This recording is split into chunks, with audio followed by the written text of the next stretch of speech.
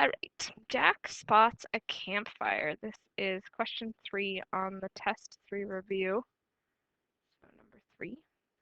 Jack spots a campfire at a bearing of south 73 degrees east from his current position. So we're going to say that this is his current position right here where these north, south, east lines are crossing.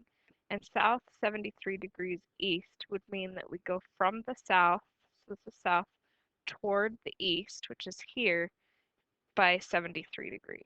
So let me get my line drawing tool, change that color, maybe make it a little narrower. So if that whole angle is 90, 73 would be a little bit more than half, right?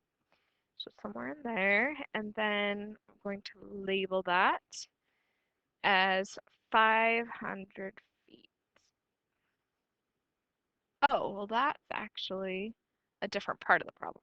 So let's not do that. Let's not label that as 500 feet. In fact, I need to remember that we're talking about like a little fire right here. So there's my fire. All right. Jill. So this is Jack. Jack and Jill, apparently. Who is positioned 500 feet due east of Jack. So there's our 500 east. So let me grab a different color for that and go straight east. I don't know exactly where she'll be. We might have to adjust that. So we're going to say that's where Jill is. And she's 500 feet due east of Jack. Okay. Reckons the bearing to the fire to be south 20 degrees west.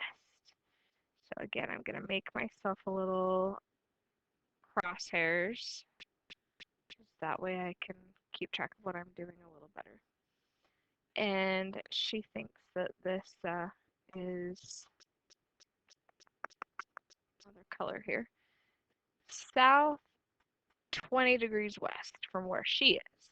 So maybe not quite the right place because that looks more like a 45-degree angle. If you want your picture to be more accurate, you can, but it all works out. I'm just going to move. Wait, that would actually make it a bigger angle. I'm going to move it more this direction. That would be better. So then that could go right there. Let's go ahead and label. I'm very careful about drawing my pictures because then it helps me not get as confused later.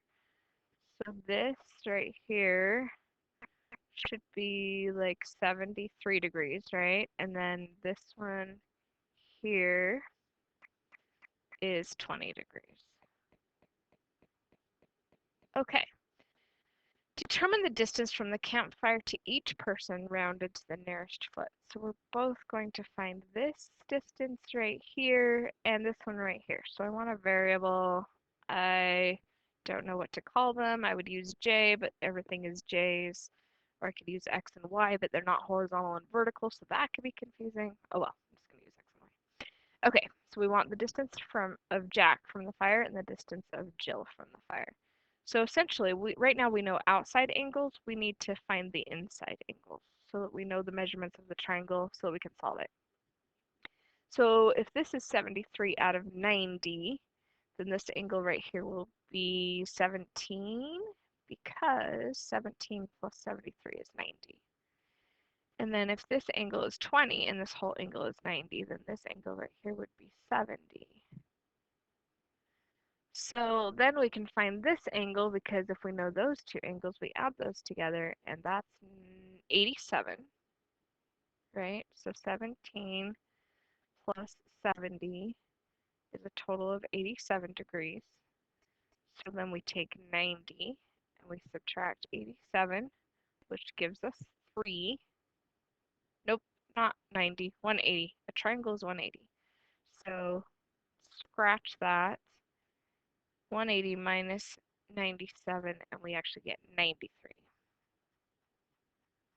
So that means this angle right here is 93.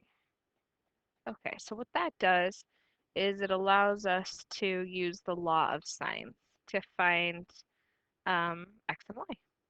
So we're going to start with doing the sine of 93, because in order to do law of sines, we need pieces that are opposite each other. So we have 93, which is opposite the 500. So sine of 93 over 500 is equal to the sine of, now x is here, it's across from the 70 though, so it's going to be the sine of 70 over x. So then we just cross multiply. We get x sine 93 equals 500 sine 70. Make sure our calculator is in degree mode. Divide both sides by the sine of 93. So we take 500 sine of 70 divided by the sine of 93. Put that in a calculator. 500 sine of 70, close the parenthesis, divided by the sine of 93. And I got 470.49. Does this say round it to the nearest foot? Yes, so we'll just call that 470 feet, even though it's like 470 and a half. So then we do the same thing to figure out Jill. So we're going to use this same piece right here, the sine of 93.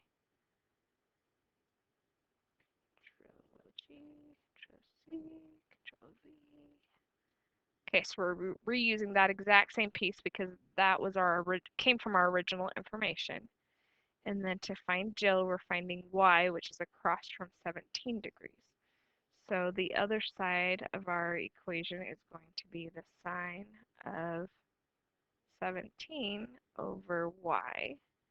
So again, we cross multiply, divide by the sine of 93. So we get 500 sine 17 divided by the sine of 93. Put that in a calculator.